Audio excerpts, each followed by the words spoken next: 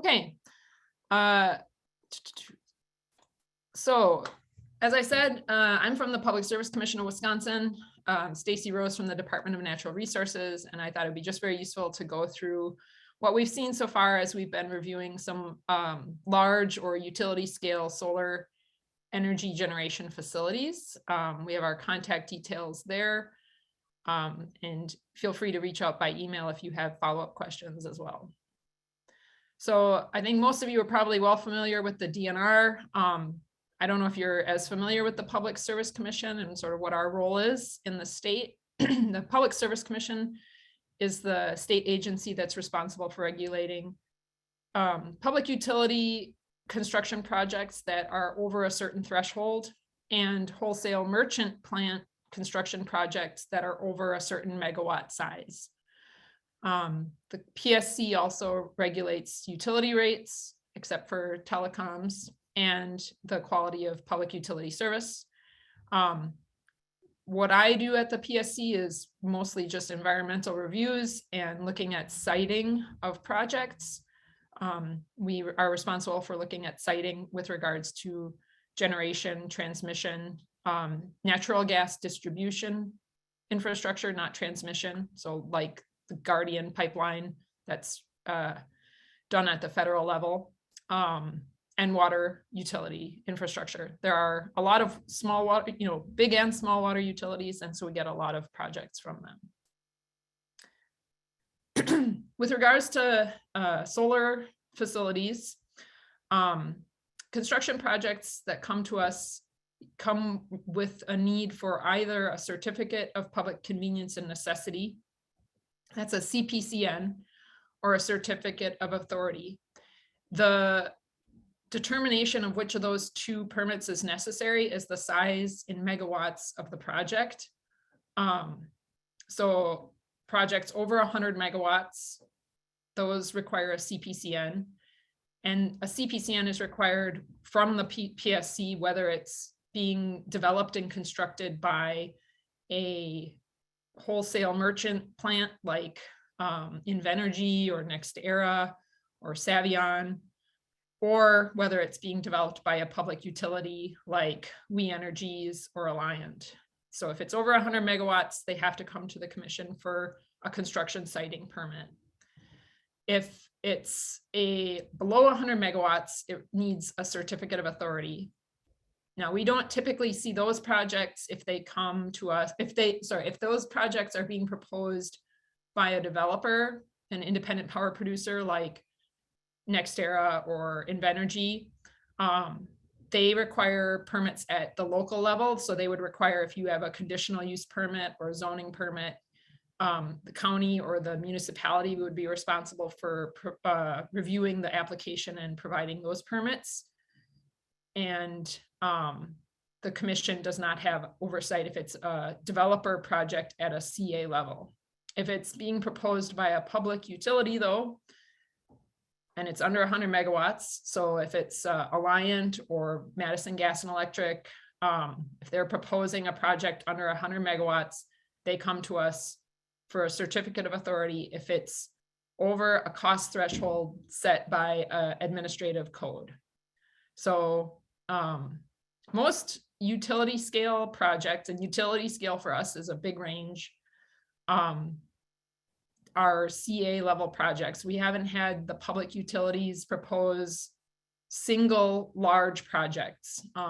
Alliant has had a couple projects where they have a group of like 6 projects, and some of those are close to 100 megawatts, but typically those have all been below, like I think the largest is 99 megawatts. So those are all still CA threshold projects.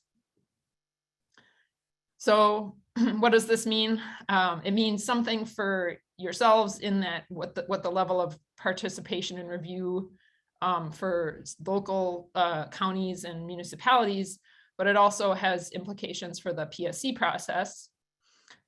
Here's a slide that has a lot of text, I know. I'm just going to go through the CPCN review process, and then we'll have a comparison with the CA review process, because I think it just helps sort of put things in context for the timelines in particular that are required in both of these because they are different. So the first thing that is common to both is that we require pre-application meetings where DNR and PSC staff and staff from the developer or utility, and typically they're consultants, we all have a pre-application meeting to discuss the layout roughly of the project, the area the project's in, what their plans are for wetland delineations, what they might have on any endangered resources or historic resource reviews. We ask usually like what type of outreach they've done with the local communities to date, and just sort of get an understanding of how developed their project is, what the layout is.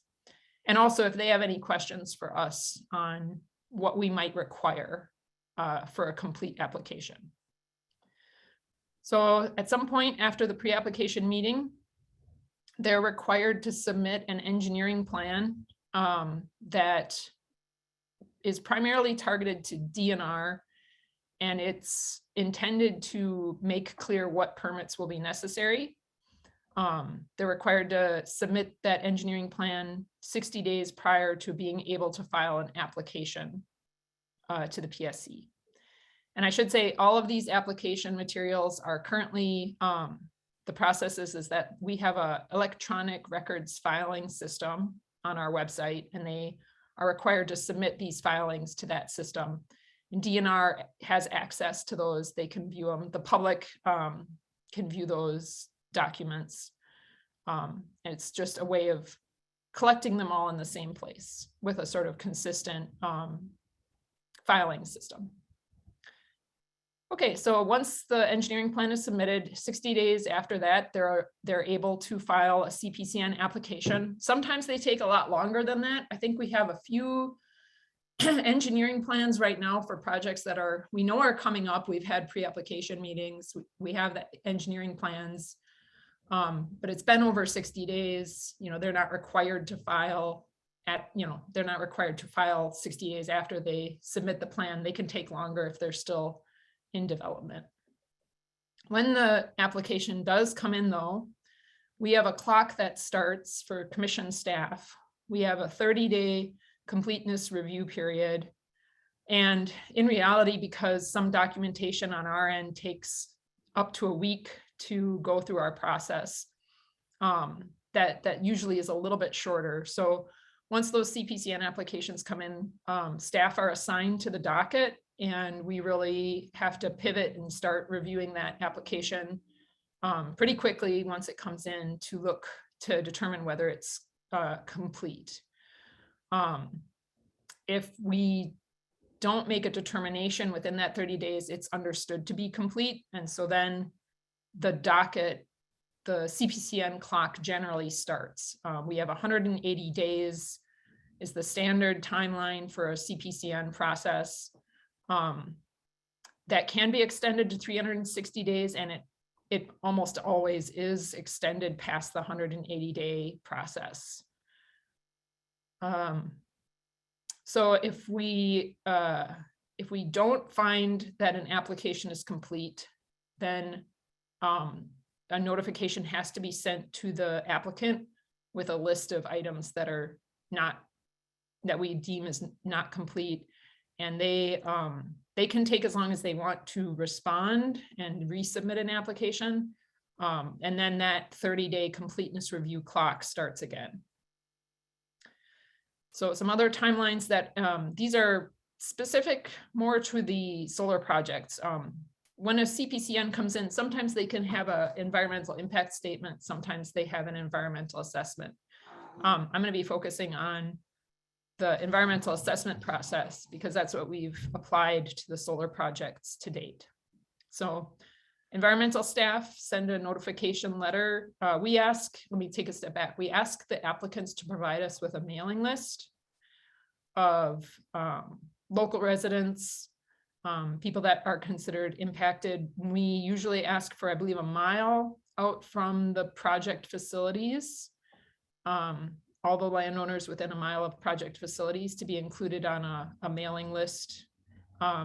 local government officials, we're required to send notification to these individuals that the commission will be preparing an environmental assessment. And we ask for feedback. What topics of interest do people have? Are there particular things they want the EA to review and discuss? So that's our environmental assessment scoping period, started with a notification letter. Prior to COVID-19, we were having some in-person meetings, particularly for the first solar projects that came in. Staff actually went into the areas to have that early environmental scoping meeting, drive around the areas, look at the areas. Hopefully that'll be able to happen again. I think it's very useful for our staff to go out and, well, obviously to see the areas, but also to offer, in-person discussion if the public has questions. So once the scoping is sort of a targeted formal period of time, but it does continue as we write the environmental review documents. And we work jointly with DNR to produce an environmental assessment. That document looks at the impacts of a project and whether any of those are considered significant such that an environmental impact statement would be required. We issue a preliminary determination letter with a 15-day comment period when we make the decision on whether or not to do an EIS. And that goes to the same mailing list that got the notification letter. People can comment generally on whether they think an EIS is required and why, but then they can also definitely, they're encouraged to comment generally on the impacts of the project. If they have any questions about the EA or the impacts to their properties or to things of interest, they're encouraged to comment on those topics as well. For CPCNs, we have hearings. Again, in pre-COVID times, we used to have the public hearings in the project areas where the public can come and sort of say what they think about the project. Staff also have a technical hearing, usually in Madison, occasionally in a project area, where if there was cross-examination or if there was a contested case, the technical hearing is where things sort of get cleared up for the record. If necessary, DNR can have its own hearings, but often that has not happened for these projects.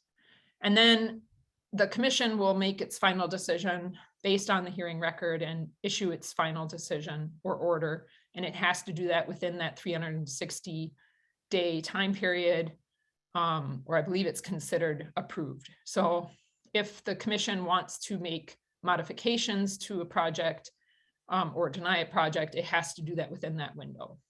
And the commission to date has generally approved projects with conditions. So they approve it with modifying the application to issue particular conditions. CA process is kind of similar, but I'd say the main differences here, I'll just go through the main differences, is that there's not a formal completeness determination throughout both processes. If we have questions, we issue data requests. We aren't sort of limited to the application that comes in. We can issue data requests throughout the review period. But also with a CA, we aren't, once we get the application, we're not limited to a specific time for review. The review clock starts once we issue a notice of investigation. So that can go out after we feel like we have most questions answered. So it can give us a little bit more flexibility with when the formal clock for project review starts. Hearings are not required unless a project is contested and a hearing is requested, or if the commission feels like a hearing would be beneficial, just to make sure that the record is clear. And then a CA can be delegated to our division administrator for the Division of Energy Regulation and Analysis. CPCNs, I don't believe, can be delegated at all. but some CA projects have been delegated to that division administrator. Generally, if they're not controversial or if they're relatively small or minor impacts. Okay, so real quick, I'll go through our completeness review process. This is, I'm sure, similar to what many of you have when you get application reviews. We have AFRs that are available on our website to applicants. And we initially came up with the solar one derived from wind generation. So the first solar projects came in 2018, and we didn't have a specific AFR for that type of project. So it really kind of evolved through a few projects, like what we thought would be most necessary to have in those AFRs for solar projects. But we do have a formal one now. It's on our website. And when we get those projects applications, as I said, each one is reviewed independently compared to the AFRs. The staff read through all the materials and develop a list of questions. And then depending on the number of questions or the types of questions we have about an application, our division administrator makes the decision on whether to decide if it is considered complete or sent back to the applicant. As I said, here's a cover page for our solar AFRs, updated 2021. We originally started like formally putting them together in 2020. We modified things from the wind AFRs, and these actually went through a formal process in 2021 where we opened a docket 5 AFR 700. We took comments on our draft AFRs. We did get comments from developers, from utilities, and from members of the public. And then we reviewed those comments, reviewed the AFRs, and issued the final version in, I think, mid to late 2021. These are probably going to be revised. We do revise the AFRs for all of the infrastructure types from time to time, and we are going through a process in 2022. I think there will be a revision process of some type, but they're still available, and it's not likely that there would be drastic changes to the AFRs. It's more fine-tuning things as we go through application processes. We sort of either come up with things that we've asked every single project, so it might as well be in the AFR, or rarely we find that a topic we were asking questions about really hasn't sort of materialized, so we might streamline that part or remove that part of the AFR, but it's all done sort of after a review. Okay, so I'll talk a little bit about the scope of the PSC review and what we do when we issue conditions. PSC has broad authority over utility projects in comparison to maybe like the DNR has specific permitting topics like wetland permits, waterway permits, stormwater permits. The PSC has what's considered broad authority over the utility project as a whole. That said, we definitely draw on other agencies and use their expertise to help us when we're doing both the review of the documents and any conditions on the project. The applicants are required to obtain other permits as necessary. So for a CPCN, they don't usually get a zoning permit. However, they are required to obtain any necessary driveway permits, highway permits, and things like that from local jurisdictions. For CAs, they are required to receive their conditional use permits if applicable, and the commission's certificate of authorization. If it's proposed by a public utility, then we go through a review of the engineering cost and need of a project. So what is the project cost? What is the cost per megawatt? Our engineering staff look at that if it's proposed by a public utility. If a project is proposed by a merchant plant, the commission does not review the cost or engineering of a project, and that's by statute. It's defined in statute that we do not look at that if it's proposed by a private company building it. And our review in those cases is focused on the siting and environmental impacts, community impacts of a project. I should say that in those cases where it is being proposed by a merchant plant, if a public utility, and this has happened quite a few times now, if a public utility then seeks to purchase the solar project, those engineering cost and need reviews occur at the buy-sell stage, at the purchasing stage. So the utility is required to submit an application to purchase the project, and our engineering and finance staff then look at the project cost, need, and engineering. So if you're ever asked, if there's a project that comes to your area and people are asking how they can get involved, we really do encourage comments, both at the scoping stage, but really, as an environmental analyst, I'll take comments or questions from the public throughout the review process. We do have a deadline for comments, and that's just so that we're not stuck in a place where we don't feel comfortable starting our analysis. But if someone submits a comment to me and I'm still writing the EA, I'm going to take it into consideration, definitely. If there are meetings held in the project area, both either by the developer or, again, if we're able to have those scoping meetings in the future in the project area, we encourage people. We usually bring maps, information on the types of technology. We usually bring an engineer to be able to talk about the type of technology, so that, if people have questions that environmental staff can't answer, we usually have people there. And then obviously, we always encourage people to make their comments at either the public hearings or through written comments. And we try to encourage the types of comments that maybe give the commissioners something they can act on. So if someone's saying, this fence line is going to be in this location and this is going to impact me in this specific way, and I would like the commission to do this about that, that is usually that is a more helpful comment than maybe just saying, I really like this project, or I really don't like this project. Okay. I'm going to take a sip of water here. I know I've been talking a lot. I don't know if I should open it up for questions or just keep going. Maybe just keep going for now.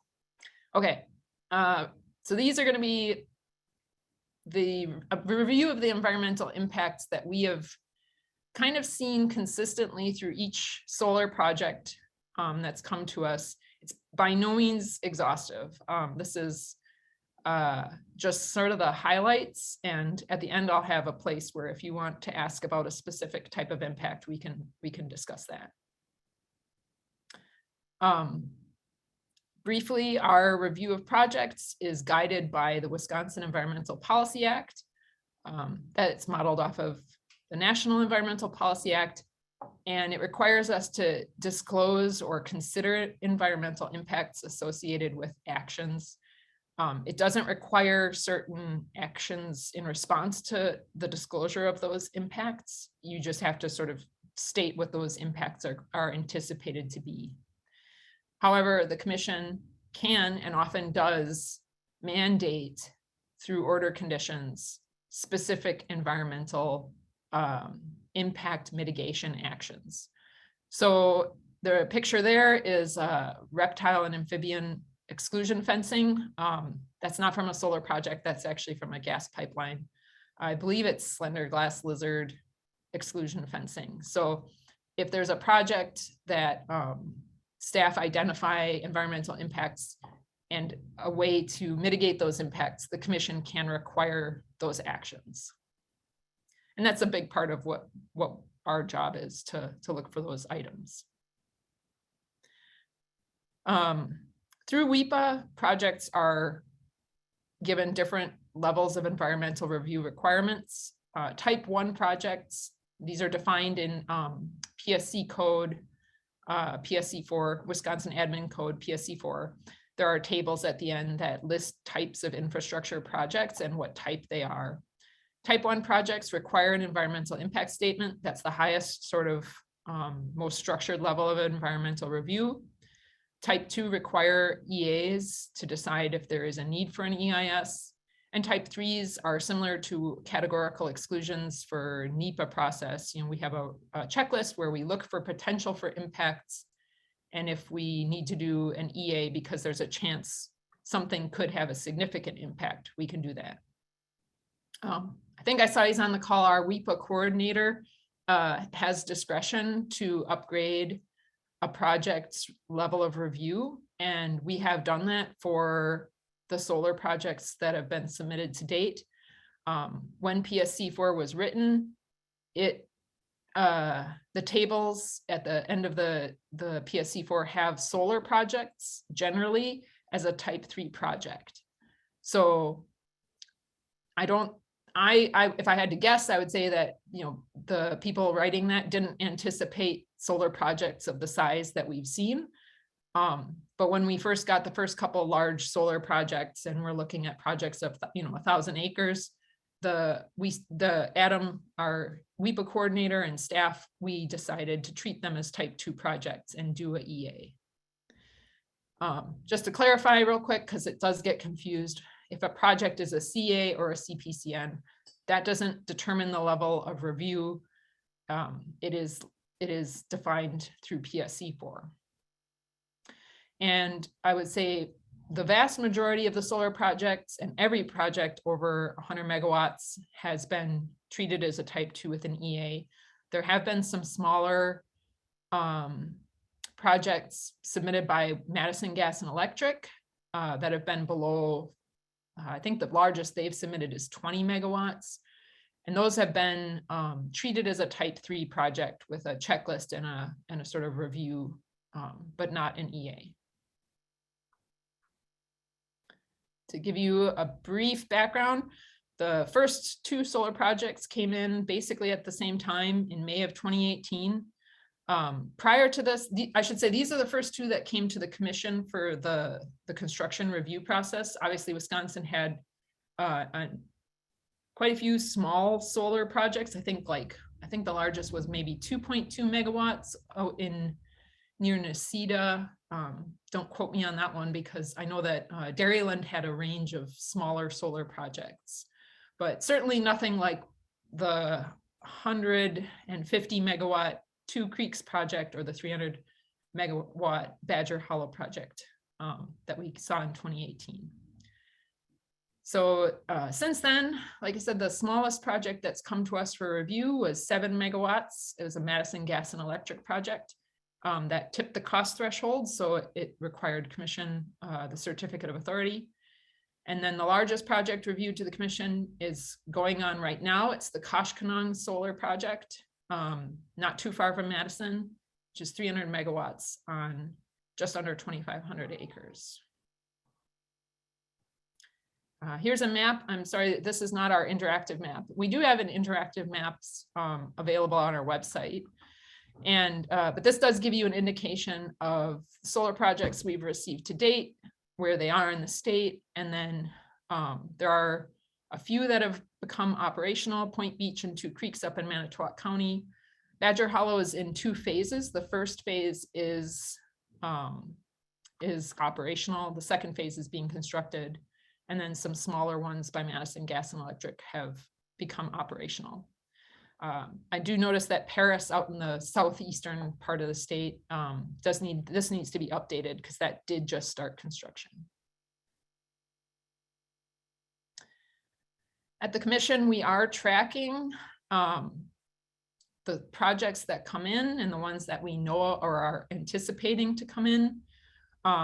We're getting a lot of questions about land use, questions about locations, questions about megawatts per acre.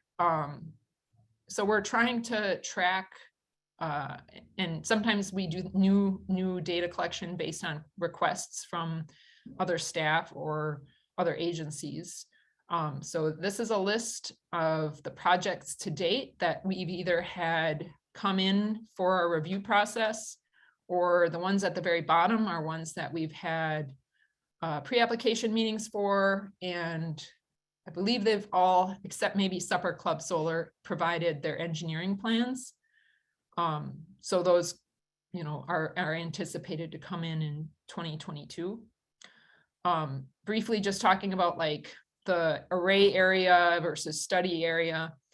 It is a little confusing. Most of the developers are picking these large blocks that they submit as project study areas, but not every acre in that study area is going to be impacted.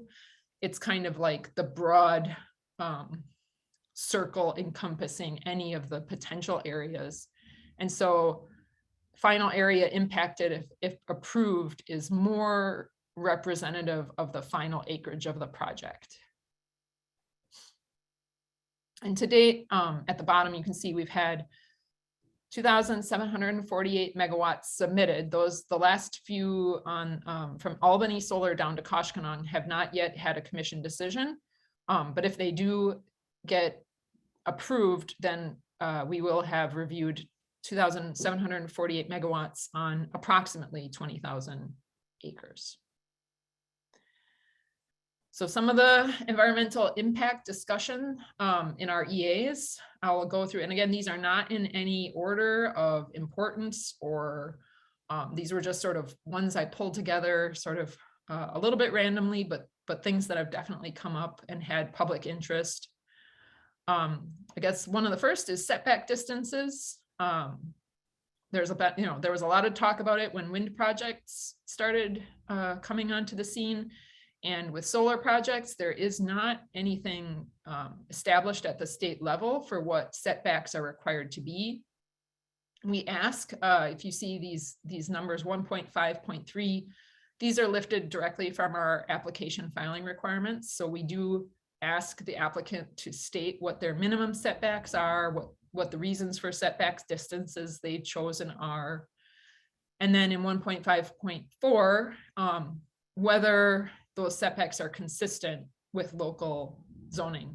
And I'm well aware that many counties or municipalities may not have any zoning requirements or setback distance stated in any code, but where that does exist, we would like to know whether setbacks are consistent with anything at the local level. I guess the photos I have here, the pictures, so I'll just say we did do some analysis of what different setback distances would mean to projects. So if we looked, and if the commission was to require, for example, a 300-foot setback from non-participating residences, we were curious, like, how many acres would that affect a project overall if the commission was to require a different setback than the applicant is choosing to use. So we can do that type of analysis. We did do it in the past. To date, the commission hasn't opined on a specific setback distance. They definitely like to see that if there is one at the local level, that the developer is meeting that, or if there's discussion at a local level about setback distances and agreement is made with the local zoning. They do seem very interested in those types of pieces of information. And then on the other photo, I'll just say, this is a property at the Two Creeks project. It's a 5-acre parcel. The landowner did comment and say, they're surrounded on all 4 sides by panels, and this layout was changed. The panels to the south of the property were pulled back so that they were not, they did not have panels on the south side of that property. Another topic of interest, and I would say that this definitely came into play in the Two Creeks project, was stormwater and erosion issues. When we received the first few applications, applicants were very much saying that there was minimal land disturbance. They were going to put temporary seed down on the project area to prevent erosion. However, they started construction in, I think they started construction in early October. And, you know, it didn't matter that they put seed down, it didn't germinate and it didn't establish in time. So they also had some problems with mass grading of sites. So the drawing I have here, so originally when we received the application for the Two Creeks project, the amount of fill was stated, cut and fill was, or grading generally was stated as very, very small, minimal cut and fill, minimal grading. But when they did their final designs, the amount of mass grading increased substantially. And even though they weren't, you know, there weren't slopes where they had to cut and fill, there was a lot of, I think they've called it micrograding now, where they're like smoothing the farm field surface for the panel tolerances. And so there's basically just, they're still disturbing a lot of soil. And so we were seeing a lot of sheet flow erosion. And there were some non-compliance issues. We had the DNR stormwater staff come out and look at the site and provide feedback what they had to do. The tracking pads at entrances were not being kept in good condition. Just a range of issues. So because of some of the problems at that site and at Badger Hollow, subsequent projects have required that a pre-construction meeting happen with the developer, their contractor, and commission and DNR staff. So it gives us a chance to see their final plans and make sure they have all their permits lined up and identify any issues that have come up in the sort of final design process, or when they've gotten a contractor and onto the site, you know, where do we see issues that might develop? Yeah. Another topic gets brought up very often by the public is obviously aesthetics. These are photos again from Two Creeks. The first one is from the roadside, looking at the panels from the back and the type of fencing. The bottom photo is from a roadside at the Two Creeks project, and that I measured that out. That's about 1,500 feet. And so you can see it does kind of, it doesn't have the same visual profile as, for example, wind turbines. But you know, there's certainly still interest in mitigating aesthetic impacts, particularly where a project might be directly adjacent to residences, non-participating residences, or we have other community buildings like churches. If there's going to be the facilities within a certain distance, sometimes local level vegetation screening has been required. That's a little excerpt from a plan where the developer presented different trees and shrubs that could be used to mitigate the visual impacts. Aesthetic impacts obviously are dependent on a lot of different things, including the viewer, their expectations, but we do discuss this in all of our EAs. Land use. To date, the vast majority of solar projects have been constructed on agricultural land.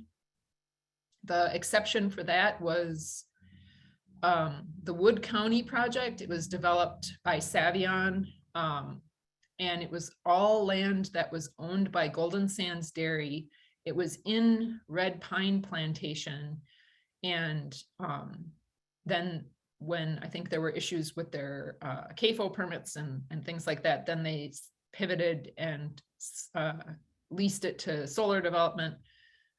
So that's the one area where it hasn't gone on to land that was mostly previously in corn or soy or alfalfa production. Definitely a lot of interest in agricultural land use and solar's compatibility with it. We have been asked for the number of acres and what that means, but I guess I would say that in looking into this, there's a lot of pressure on agricultural land from other development types as well. Solar locally, I would say, has the potential to be a large sort of area impactor of agricultural land. At a statewide level, it does decrease to a pretty minimal percentage impact. With the numbers we have so far, you can see on the slide, the 23,000 acres for 2,700 megawatts is approximately 0.16% of agricultural land in the state. Now, that does not look at the distinction between prime farmland and non-prime farmland soils. And those are things that we're quantifying in our EAs. One other topic that gets brought up about agriculture is the potential for agri-voltaics. And Stacy Rowe and I both attended recently a large symposium where people are discussing, using sheep for grazing, for vegetation management, putting beehives in these sites, growing actual vegetables. In certain parts of the country, people have been growing crops, vegetable crops, not necessarily corn or soy, but peppers, salads, lots of different things. So it's definitely a topic of interest and one that we do discuss in our EAs. The type of fencing put around the arrays, this is something I've definitely been interested in. And in the first couple projects, they wanted to put chain link and barbed wire around all of the arrays. And I strongly feel that definitely influences the aesthetics, that influences potential fragmentation of habitat for wildlife or risk of entanglement. So to date, all of the projects except one that was built on airport land have required that applicants or developers use woven wire ag or deer fence without barbed wire around the solar arrays. So it's still use chain link and barbed wire around substations because there's a different requirement to prevent people from accessing that area, but that doesn't apply to the actual, thousands of acres within the solar arrays. So there is a different fencing requirement we've put on projects. This is a topic going forward that will continue to develop as the concept of wildlife permeable fencing comes up. And I think I do have the 6th. So again, when Stacy and I were at this national symposium talking about natural resources and solar projects, the discussion about wildlife permeable fencing came up. It basically comes down to, these arrays are barriers on the landscape, definitely for large mammals like deer or bear. But for smaller animals, is there a way of creating routes through these arrays? Either for reptiles like turtles or small mammals. And so there's been interest in either creating openings in the fence that smaller wildlife can get through, or at the bottom right picture, you can see creating like a specific opening that maybe turtles or things could pass through. So this is an ongoing topic of interest and one that we're discussing in some of the current projects. And with that, I'm gonna take a break and hand it over to Stacy Rowe for some discussion on wildlife impacts and then specifically endangered resource reviews, and then going on to seed mixes. So Stacy, do you wanna unmute and take it off? Sounds good. I'm going to try sharing my screen. Oh, can you stop? Stop share? Yep. Yeah. Okay, let's see. Let me know when you guys can see this. I can see it. Okay. Okay. Thank you. Great. Well, hi, everyone. Stacy Rowe with the Department of Natural Resources. I am the Endangered Resources Utility and Transportation Liaison. So I look at utility and transportation projects for impacts to rare and non-game species. So state and federal listed species, as well as anything that basically isn't hunted. So for my utility side of things, I work in our Office of Energy. In addition to myself, we do have 2 wetland and waterway permitting staff people, as well as a stormwater engineer who works on our utility projects. We work on all kinds of utility projects, not only the ones that Stacy mentioned, but also non-PSC projects as well. We work very closely with PSC, as you saw, reviewing applications when they come in, providing input to different types of impacts. And so I am going to start off by just kind of going over what our state laws are for state and federal endangered resources, and then looking at how that has been applying to our solar projects, and then maybe look at how it will also be applying to future solar projects, because we know that there are just going to be more and more to come. So with that, we'll get into, the fun laws and regulations, why we have the requirements that we do. In Wisconsin, we do have a state endangered species law. You can read the definitions up there. But in the end, regardless of whether a species is endangered or threatened, they are going to receive those same protections under our state law. So what does that mean? Well, it means for animals that they are going to be protected on all public and private lands and waters all throughout the state. So if you have a listed species, a listed animal, they are going to be protected. Plants, however, are a little bit different in that they are only protected on public lands. So when I say public lands, I mean our federal, state, county lands, city parks, road right-of-ways. Most road right-of-ways are owned by the Department of Transportation or county lands or city lands. So again, they are considered public lands. Plants are not protected on private lands, which all of our solar development has been on. So if we're looking at a project that has listed plants that are coming up in the area or possibly even on the site, those plants are not going to be protected unless they're on public lands. However, we do have in our state statute some exceptions. And one of those exceptions, especially as it relates to solar, is utilities. Most utility projects are exempt from protecting plants on public lands. Now, that doesn't mean that the transmission line company on state forest land is going to just go and bulldoze through those plants. If we know that they're there, they're going to, try to do what they can, maybe not all the time, but try and do what they can to protect them. So even if we were to have a solar project on public lands, they would be exempt from requiring to do anything about those plants. Obviously, we would still make recommendations. We talk with PSC, maybe there'd be some additional order conditions, but in general, we are going to be focused on the animal side of things with solar projects versus plants.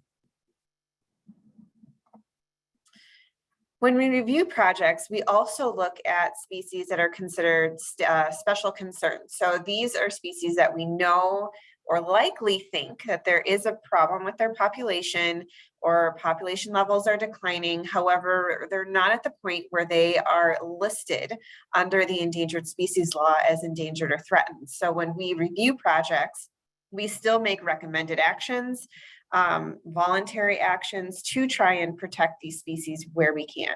And the reason we do that is obviously we want to avoid them from becoming on the endangered species list. Studies have shown that it's actually cheaper in the long run to do your voluntary actions versus requirements, because requirements, there's usually a lot more involved with them. As well as just promoting a sound ecosystem management. That's what I'm here for. That's what the DNR looks at. We really want to make sure that we're just promoting good ecosystem health here. Of course, there are other state and federal laws, policies, and programs that we do look at, not only for solar projects, but other projects as well. First and foremost, obviously, the Migratory Bird Treaty Act. This protects pretty much all migratory birds. That is a federal act. And most of our birds, again, if they're migratory, are going to be protected under that. We have the Bald and Golden Eagle Protection Act, which protects all eagles, including their nests, even if those nests are not occupied, which is unique. Again, we typically, at least for the solar projects we've worked on to date, we have not seen too much in the way of eagle impacts. Eagle impacts tend to be a little bit more concerning with the wind projects that have been proposed. We have forest certification, master planning, that's all on DNR lands. State natural areas have their own set of laws and protections. The state also has a protected wild animals code, which protects certain species from intentional impacts. The example I have at the bottom here on the bottom right is a timber rattlesnake. That is actually a state special concern species, so not protected under our endangered species law. However, it is a protected wild animal and you cannot intentionally kill it, with the exception for rattlesnakes. If your life or health is at risk, then that is okay. However, you cannot purposely run it over with your car, for example. And then we also have the Federal Endangered Species Act, which looks at our federally listed species.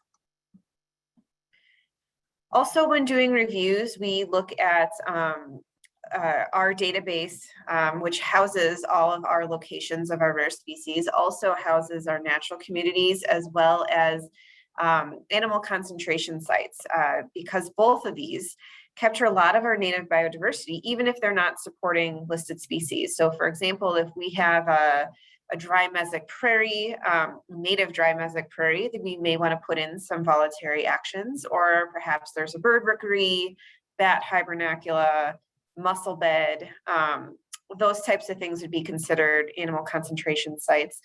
They're not legally protected unless there is a listed species within them, and those actions in the review would be considered voluntary. So here's a quick question. I threw in a quiz question here, just to think about to yourselves. So what percentage of Wisconsin's reptile species are considered at risk, meaning special concern, threatened, or endangered? You can just think about that to yourself for a couple seconds.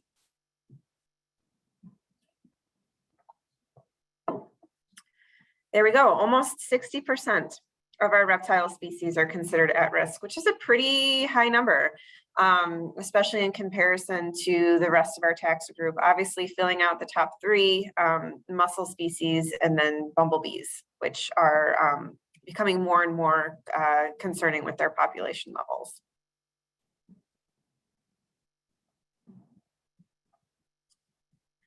All right, so continuing on with state listed species. So we have these laws that protect our state listed endangered and threatened species. So what happens if we have a project where we can't avoid impacting them? Or if take occurs? Well, take of a listed species is basically the direct mortality of that individual. It doesn't include habitat destruction. So if we're looking at a project that perhaps they're doing some clearing in a woodland and there's a state listed bird present, we would suggest or make the requirement that the project take place outside of the nesting season for that bird, when they no longer are going to be impacted, because we don't protect the habitat. Only DNR is legally able to make those determinations of take or no take, and we do that through our ER review process, which I'll explain in a little bit here.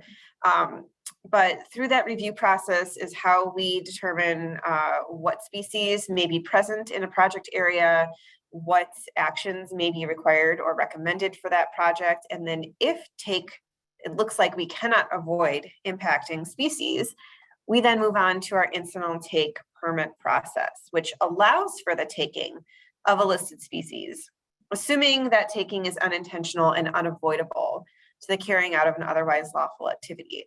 So when I'm working with our utility and transportation projects, we work with, quite a few projects where we just cannot avoid those types of impacts.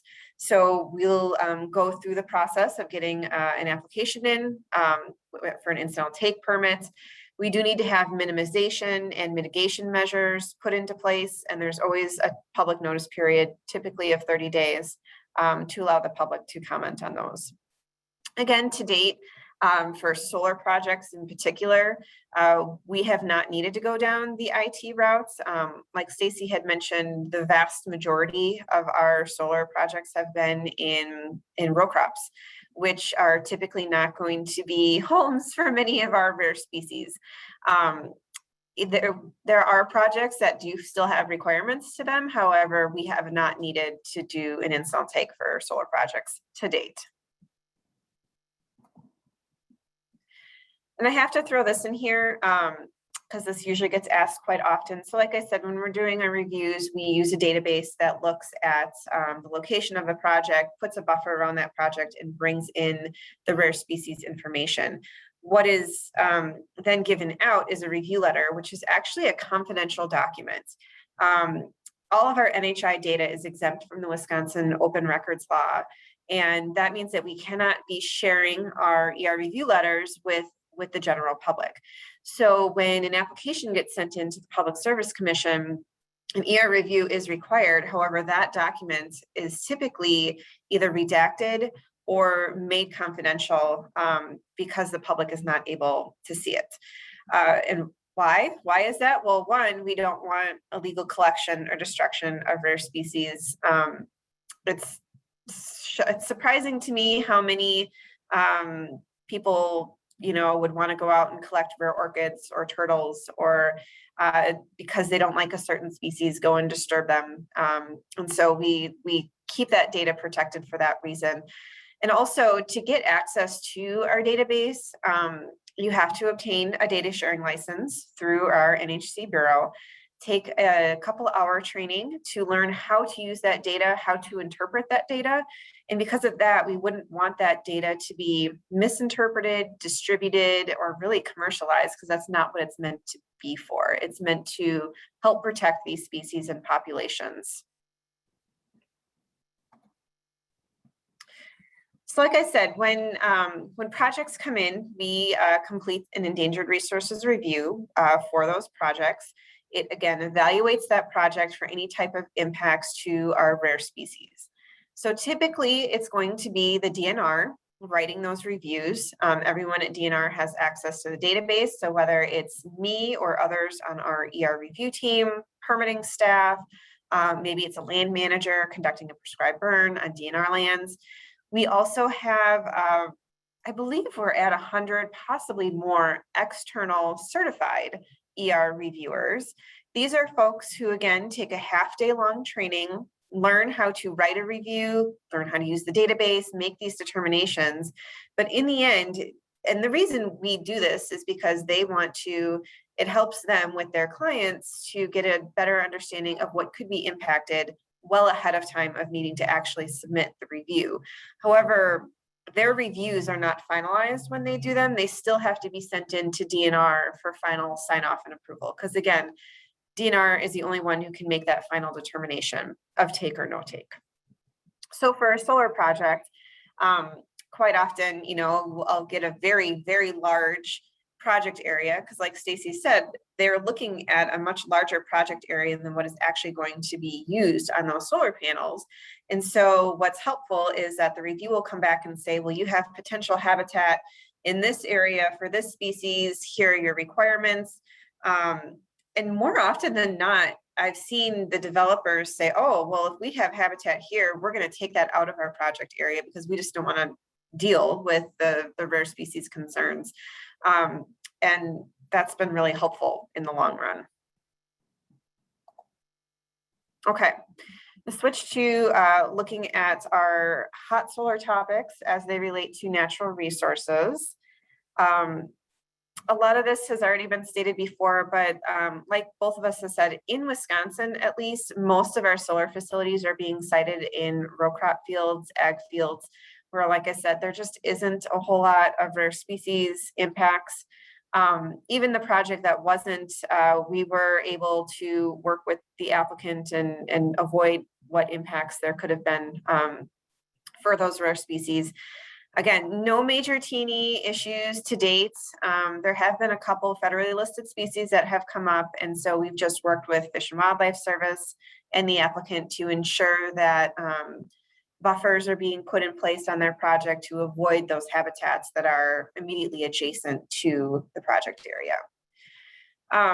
I talk about habitat creation here a little bit because in general, without looking at the seed mixes or what's being done on landscape, if you're taking an area that is currently row cropped and putting it into whether it's a cool season grass or native prairie, we're creating habitat of some kind for something. More so than what it was with row crops. So in general, I would like to say that yes, the solar facilities are going to be creating habitat. Now, maybe not for rare species, but for the more common ones, but it's still a benefit to a lot of our non-game species. Stacy talked a little bit about our wildlife friendly or wildlife permeable fencing.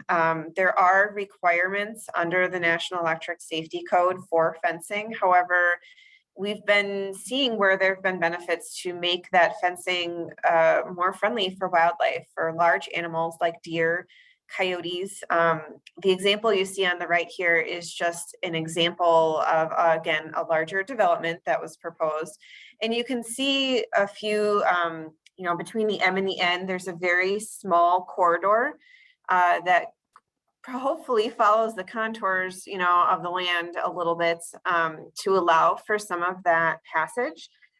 Whether it's for deer, coyote, maybe some smaller animals too, it does allow for that passage. And then more to the right between the N and the P, there is a little bit larger passage.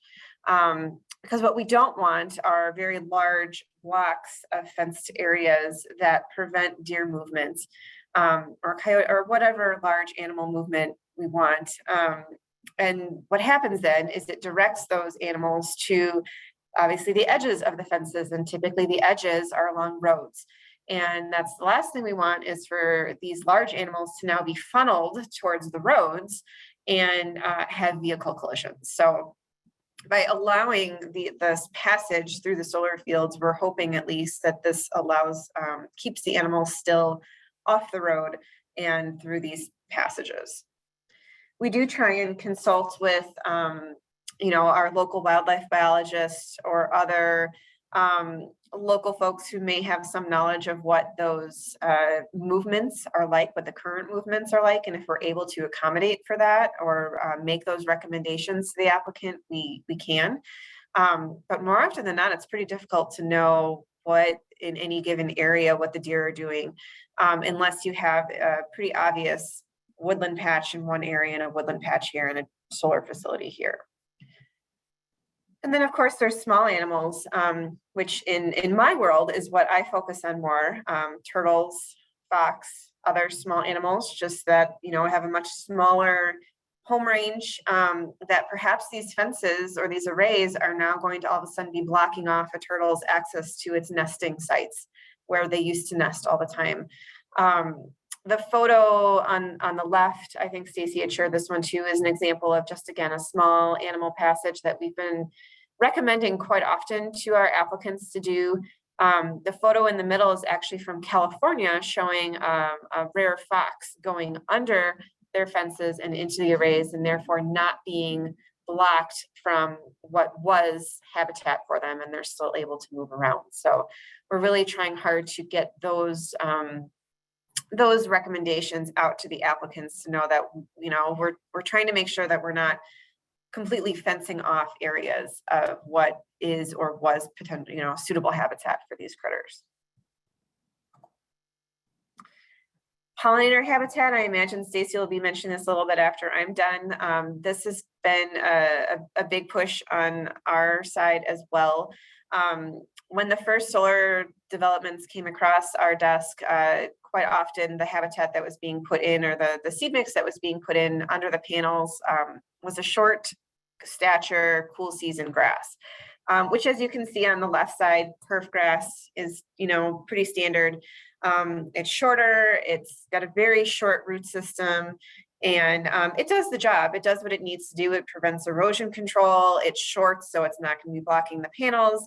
It does what it needs to do, but it doesn't provide diversity, and it doesn't provide flowering habitat for a lot of our pollinators, which has been a very big concern here with rare species. A lot of our pollinators are becoming more rare.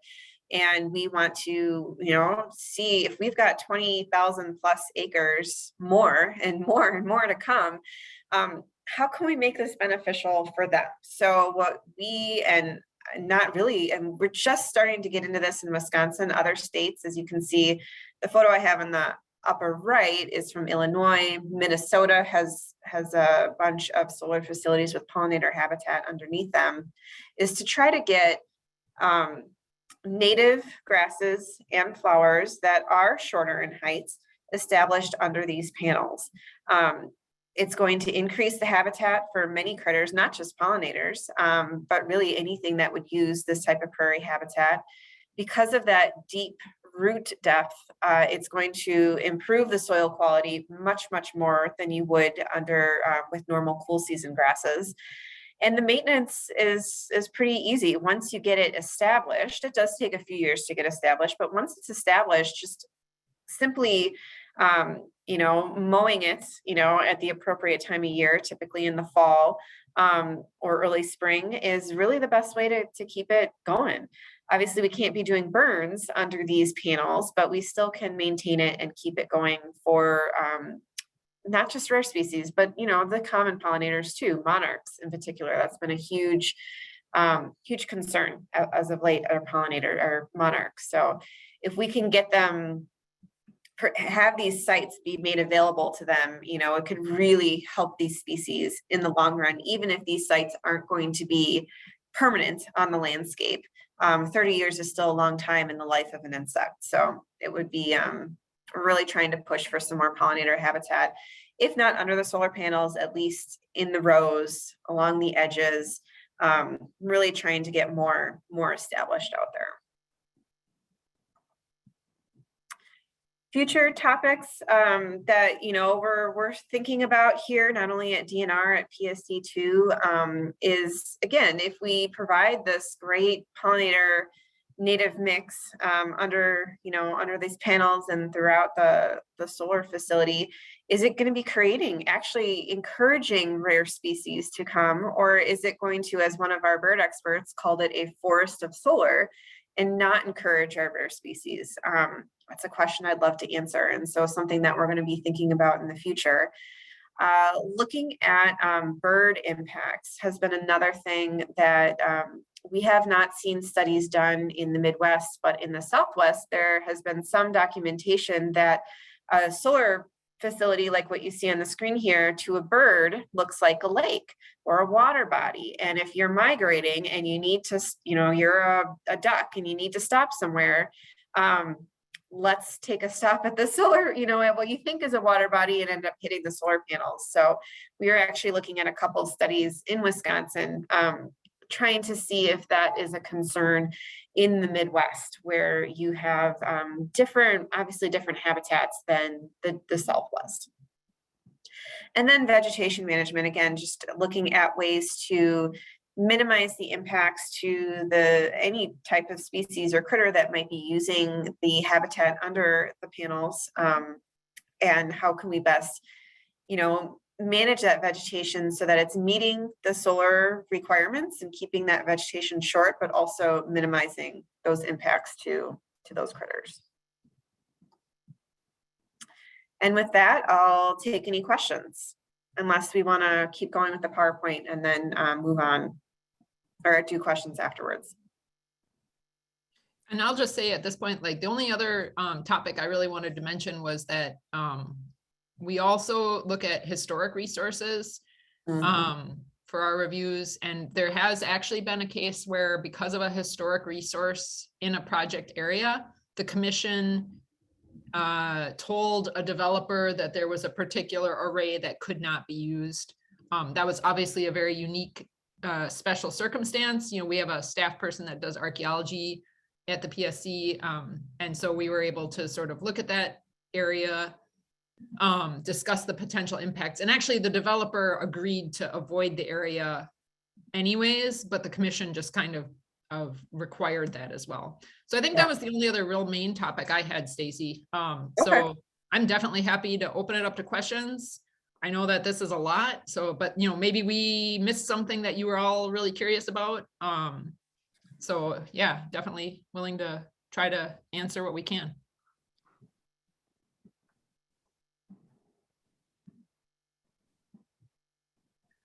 Any questions out there? There's got to be something. I have a question. You might have touched on it, but for the Two Creeks project, why? So it looked like there was no prairie at all underneath there, correct?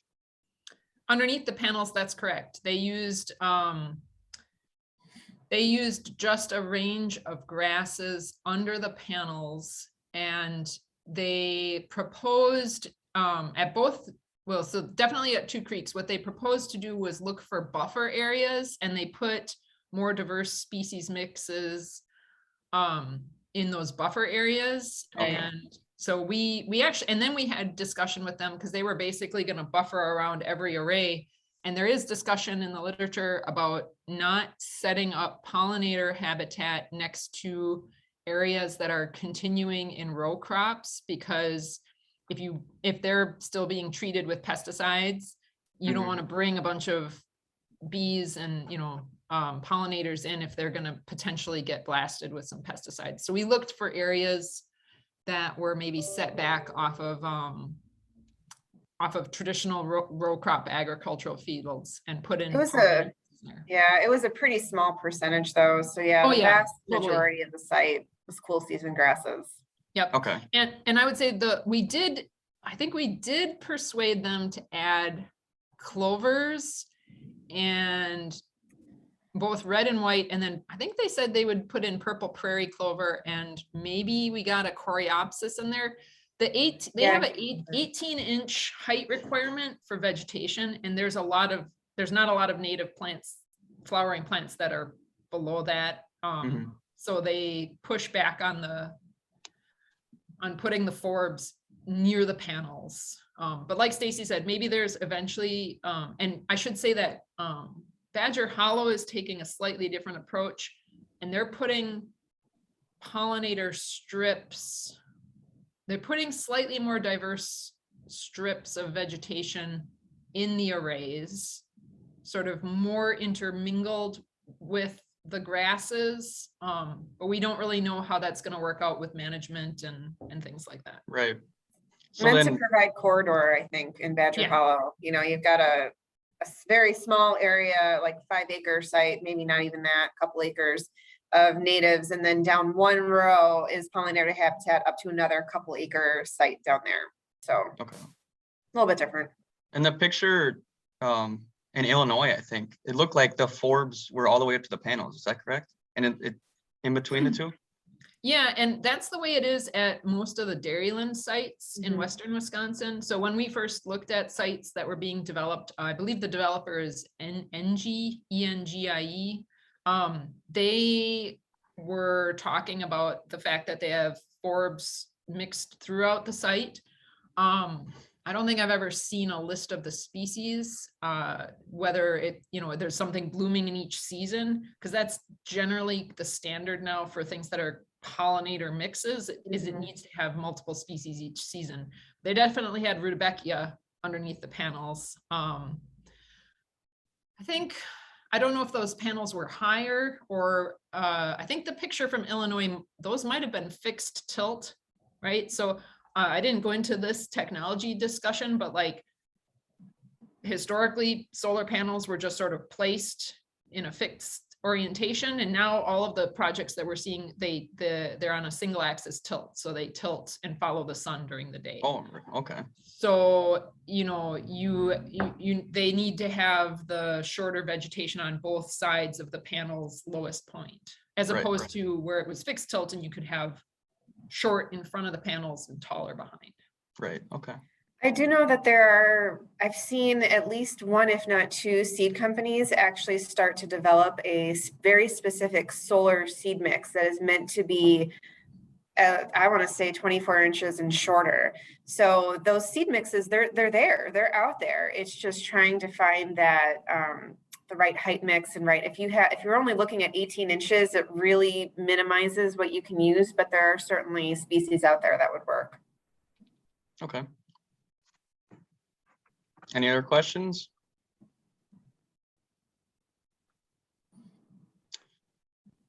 All right, well, thank you both very much, both Stacy's, for presenting. Yeah, and definitely if there are questions, if you have questions about, PSC process, or if you have questions about,